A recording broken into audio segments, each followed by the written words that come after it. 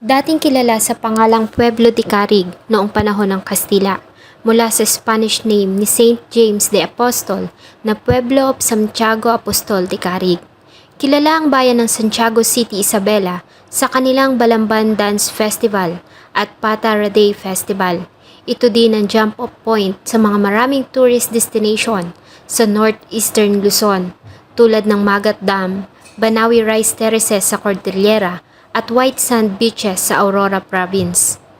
Nito lamang nakalipas na mga linggo ay isang balita ang kumalat sa social media tungkol sa pagkakatagpo sa wala ng buhay na katawan ng isang nursing student sa Santiago City at sa ginawang pagdakip ng mga pulis sa may sala. Samahan niyo po akong talakayin ang nakakapanlumo at masakit na naging katapusan ng mga pangarap ni Lizelle Abogade. Bago ko po simulan ang ating story, sa mga bago po sa channel ko, please hit the subscribe button at pakipindot na rin po ang ating notification bell para ma-notify kayo sa mga bago nating upload na videos. June 18, taong kasalukuyan, ay nakatanggap ng report ang tanggapan ng kapulisan ng Santiago City tungkol sa natagpuang katawan ng isang babae sa isang bakanting lote sa Palac Road, Barangay Buenavista, Santiago City, Isabela. Nang makarating ang mga pulis sa lugar, ay tumambad sa kanila ang wala ng buhay na katawan ng isang dalaga na nasa kalunos-lunos na kalagayan. Nakagapos ang mga paa at kamay, pati ang ulo nito ay nakatali ng alambre sa isang puno.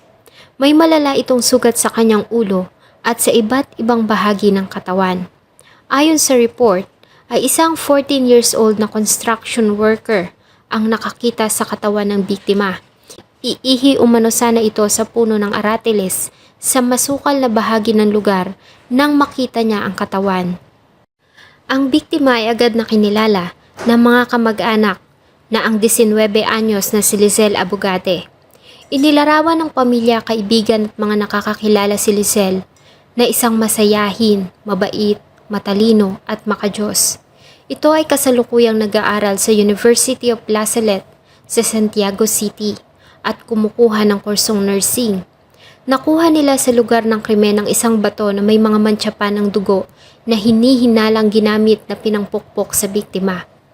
Agad na nagsagawa ng imbestigasyon ng kapulisan ng Santiago Police Office. Ayon sa kanilang tagapagsalita na si Police Major Fedimir Kitives, ay nalaman nila na nagawa pang makapag-send ng biktima ng messages sa kanyang pamilya bago mangyari ang krimen. June 18 ng pasado alas 4 ng madaling araw, nakapagpaalam pa ito sa caretaker ng boarding house na ito ay aalis para magsimba. Nakapagpadala din ito ng mensahe sa pamilya na siya ay magsisimba kasama ang larawan ng isang pulang tricycle na sinakyan nito na may plate number na 3524. Na-trace ng mga investigador ang may-ari ng nasabing sasakyan.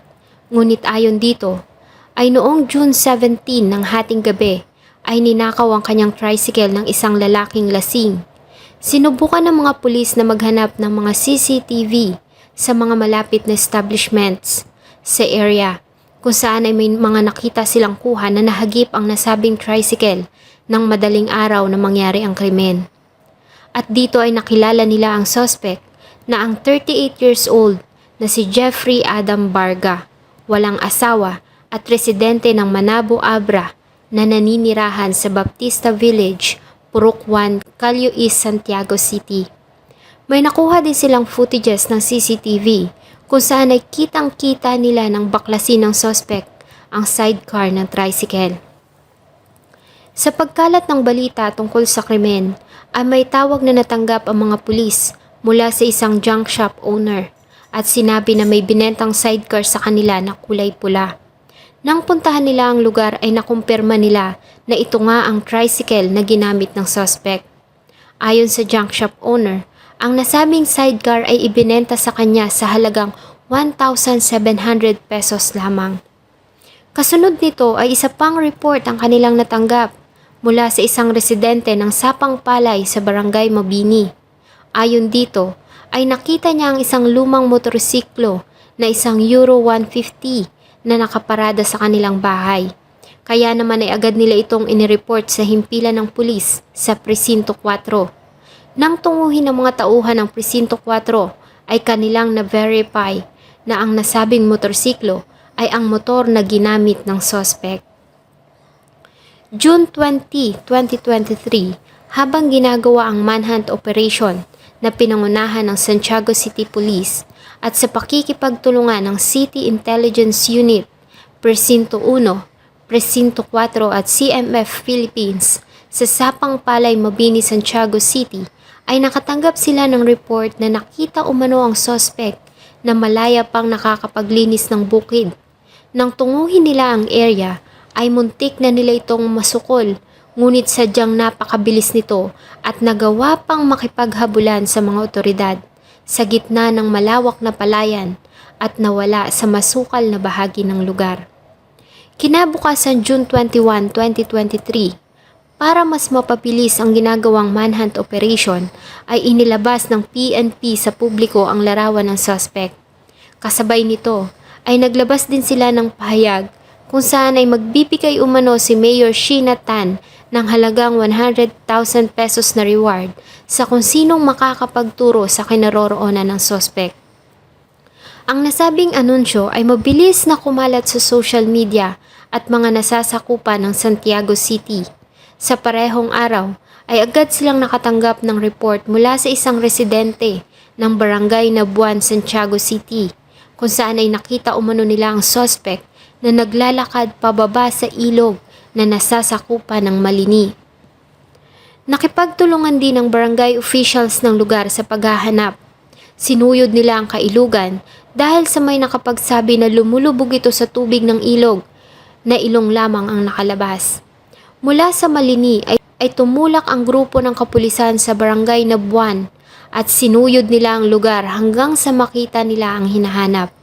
Matapos ang ilang oras na habulan ng ganap na alas 2:25 ng hapon ay nadakip si Jeffrey Adam Barga sa Purok 6, Malini, Malvar, Santiago City. Nahuli ang suspect nang subukan nitong isiksik ang kanyang katawan sa masukal na puno ng kawayan. Ayon sa report, ay nagawa pa nitong tabunan ang sarili ng mga dahon. Ilan sa mga nakuhang gamit ng suspect ay ang sumpak, balisong, mga bala at magasin ng barel, kabilang na ang isang pulang jacket. Ang suspect ay dinampot ng grupo sa pangunguna ni City Director Police Colonel Terso Manuli at agad na idinala sa Presinto 1, kung saan ay agad itong kinuyog ng mga galit na kamag-anak ng biktima. Binalot ang lugar ng mga palahaw, iyak at nagpupuyos na galit ng mga kamag-anak ni Lizelle. Sa pagkakadakip sa suspect ay umamin ito sa kanyang ginawang kasalanan at agad din itong nagbigay ng kanyang extrajudicial confession sa harap ng isang legal counsel. May mga luha pa ito sa mata na humingi ng tawad sa pamilya ng biktima. Ayon sa kanya, ang kanya umanong ginawa ay dala lamang ng sobrang kalasingan. Sinabi niya din na mag-isa lamang siya na gumawa ng karumal-dumal na krimen. Ngunit itinanggi nito na ninakaw niya ang tricycle. Dahil sa ito umano ay pagmamay-ari ng isang tao na nakilala niya sa inuman na kanya namang ginamit. Nagpanggap siya bilang isang tricycle driver at nagkataon na nag-aabang ang dalaga ng masasakyan sa harap ng boarding house nito sa bahagi ng Barangay Dubihan patungo ng simbahan. Ayon sa kanya ay pinagnakawan lamang niya ang biktima ng halagang 80 pesos at isang cellular phone. Ngunit nanlaban ito kaya niya ito napatay. Bukod dito ay inamin din ng suspect na dati na itong nakapatay ng tao sa kanilang lugar sa Bangged, Abra at nasangkot na rin ito sa kasong pagnanakaw noon lamang April taong kasalukuyan. Samantala, sa resulta ng medico-legal na ginawa ng forensic team sa katawan ng biktima ay kinlaro nila na walang nangyaring panggagahasa.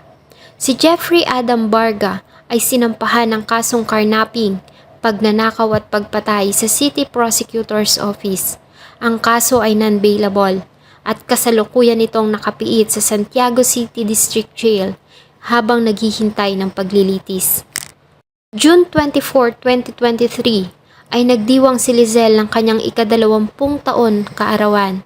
At sa kabila ng naging kamatayan nito, ay inalayan siya ng kanyang pamilya ng cake para alalahanin pa rin ang mahalagang araw sa kanyang buhay. Ayan yung